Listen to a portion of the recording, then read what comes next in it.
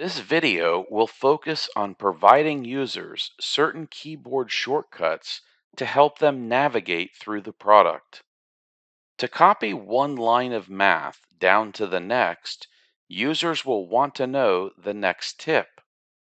Press Shift plus Ctrl plus Enter at the end of your existing math line, and your math will replicate on the line below it. To create a new column, press Shift plus the spacebar button.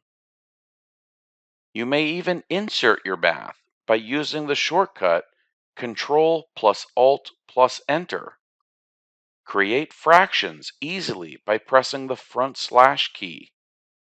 Highlight a selection of math and then type backslash sqrt and press Enter to put an entire selection inside the square root symbol.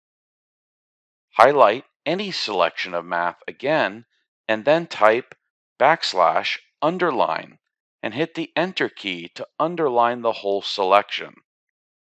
Highlight a selection of math again and then type backslash overline and hit the Enter key to put a line above the whole selection. Select any Equatio Math image and then press Ctrl plus Alt plus Y to access the alt text.